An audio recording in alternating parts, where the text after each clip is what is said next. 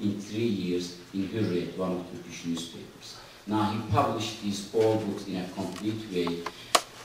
This is a very important document, only in one sense, that shows around 1 million Armenians were deported, according to Ottoman numbers. So then, according to these numbers also, there are the number of Armenians arrived in Syria is around 500,000. So these numbers at least corroborates the numbers that scholars were using, that we use in that. The other important materials that we published in Turkish language, really my book is in that sense important. More than 600 new materials from Ottoman archive and Interior Ministry that shows clearly the genocidal intent of the Ottoman Empire, Ottoman government. And recently, 3 months ago, I published another book with Vakın Dadrian. Vakın Dadrian and I published a book on the trial documents. It is a 700 pages book, 400, 500 pages of it, original documents of the trial, the verdicts and indictment, and the minutes of the trials in Istanbul, around 500 pages, and an excellent introduction written by Vakın Dadrian and a couple of articles written by myself. This is also available in Turkish, and we are working on the English translation of that book also. And there is another book. There are a lot of critique on that book also, but it is also an important contribution written by a young scholar, Fuat Dündar.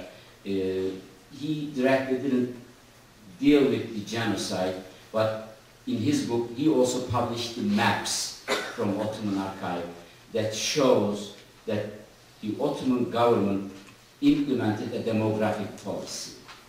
The government followed a population policy, and genocide was not, according to all this publication, it is very clear from all this documentation that we have from the Ottoman archive, it was not only a reaction to the development during the war.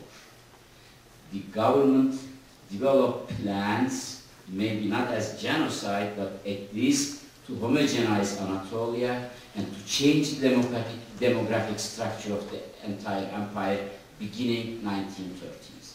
Loss of Balkan War was an important turning point, and with 1913 they decided to implement a population policy in which they tried to expel or get rid of the Christian population and to mix the non-Turkish Muslim population among Turkish population and to assimilate them. So we observe, we can say that there is a social engineering behind the genocide. So this is an important contribution, important development in genocide research. And I would argue also, not to create a sort of optimism, but we are, I think, entering a new era. You may hear but not understand the importance enough. The Ergenekon trial and investigation in Turkey is a very crucial turning point in Turkish history, and I think now we are entering in a process in Turkey and in the international arena where the scholarly work and the politique really getting out from each other. Until recently now, all scholars were pressured by politique, and all scholarly works most colored also with the politique, because it was directly related to the recognition of Armenian genocide issue. Now I think the governments and the politicians and the scholars are arriving at a level that they see very clearly reconciliation, talking about past and find a way of dealing with the past is an issue of the politique, and the politician can discuss and debate that issue with themselves, and the scholars can do their scholarly job in a perfect and good way. I think it's a very healthy process in which we are going into now, and we will see more good scholarly work, and in Turkey and in the United States we will also observe, especially for Van also, what is the way of reconciliation between Turkey and Armenia. This will be one of the important political questions, and Turkish government will take now this question seriously. They cannot deny, the real denialists are in prison now. The generals, they are in prison. They were the power behind the assassination of Hrant Dink, behind the putting the intellectual on the trial, on the courts. So this change can bring a new atmosphere in the field, that we will observe that Turkish government will put this issue as a problem on the field. Not that there will be a solution, but at least acknowledgement that there is a problem, and in order to solve this problem, we should do something, is an important step. I'd like to ask Dr. Hagopian a question. Can you tell us what you have in the archives, your archives, in terms of film footage, what your plans are, what the Foundation's plans are, and what your next film is going to be?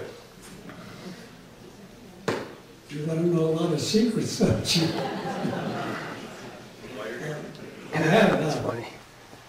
We have many hundreds of feet of film in our archives.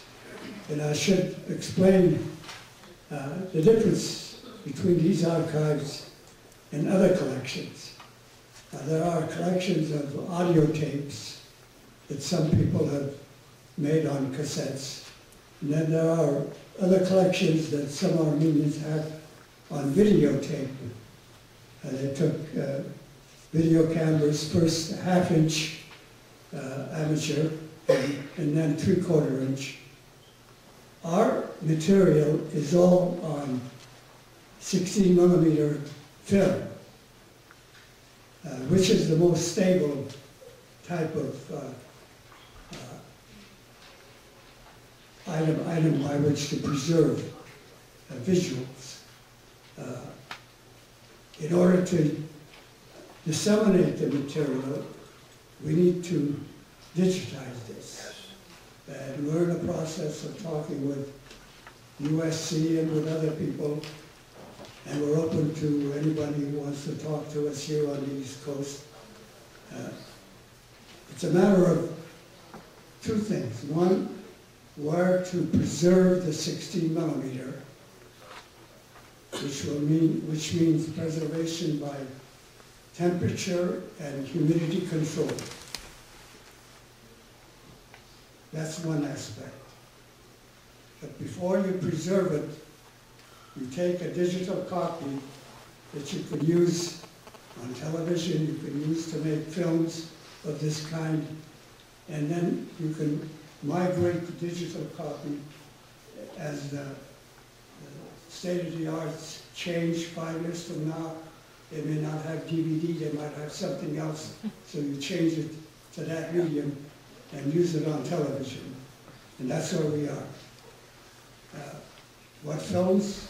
I think there's need for a final film to be made by me. I don't know, others might think of other films. But there's one film that I should make, or I could make, that unfortunately nobody else can make because they don't have the material. I've gathered interviews with survivors who remember the 1895 genocide massacre. I've got their interviews. I've got several of them. I've got interviews with the massacre of Adana. I've got several of those. I've got about 24 interviews of what happened in Smyrna, which could be a separate film in itself, but in my mind it should be a combination. These are Greek, the Smyrna ones are Greek, 15 or 18 of them are Greeks, and the others are Armenian.